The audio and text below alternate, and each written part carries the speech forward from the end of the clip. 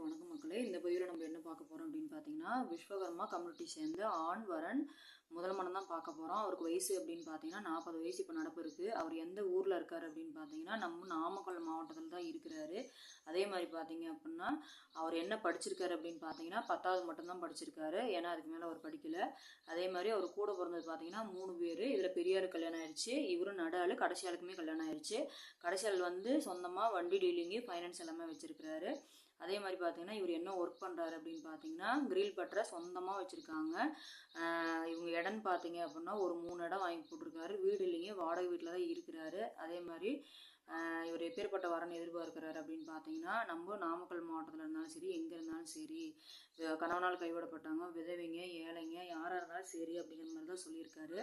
ஏன்னா வந்து டைவர்ஸ் ஆனவங்களாக இருந்தாலும் ஓகே அப்படிங்கிற மாதிரி தான். ஏன்னா வயசு 40 வயசு ஆனதுனால நம்மளை ஏற்றுக்கக்கூடிய ஒரு நல்ல உள்ள இருந்தால் யாராக இருந்தாலும் ஓகே அப்படிங்கிற மாதிரி சொல்லியிருக்காரு. அவருக்கு வந்து வருமானம் அப்படின்னு பார்த்தீங்கன்னா ஒரு 40 ரூபா மாதம் கண்டா சம்பாரிச்சிட்ருக்கிறாரு. அதே மாதிரி ஒரு ராசின்னு பார்த்தீங்க அப்படின்னா தனுசு ராசி, நட்சத்திரம்னு பார்த்தீங்கன்னா மூல நட்சத்திரம், லக்னம்னு பார்த்தீங்கன்னா சிம்ம லக்னம் மக்களே. அதாவது இவரை பிடிக்குங்கிற பட்சத்துக்கு தாராளமாக நம்ம சேனலில் வர நம்பர் கான்டாக்ட் பண்ணி மேலும் விவரங்களை தெரிஞ்சுக்கலாம். அதே மாதிரி இது வந்து நம்ம இதில் தான் பார்க்கணுங்கிற அவசியம் இல்லை.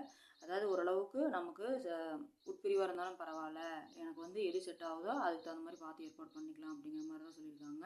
நம்மளை வந்து விரும்பி ஏற்றிக்கிறவங்க யாராக இருந்தாலும் எனக்கு 100% சம்மதம், எந்த வசதி வாய்ப்புமே வேண்டாம், எங்களுக்கு வந்து கட்டின புடவையோடு வந்தால் போதும் அப்படிங்கிற மாதிரி தான் கேட்குறாங்க. ஃபேமிலி பார்த்தீங்கன்னா அருமையான ஃபேமிலி மக்களே. இந்த வாய்ப்பு கொடுத்த மக்களுக்கு நன்றி, வணக்கம்.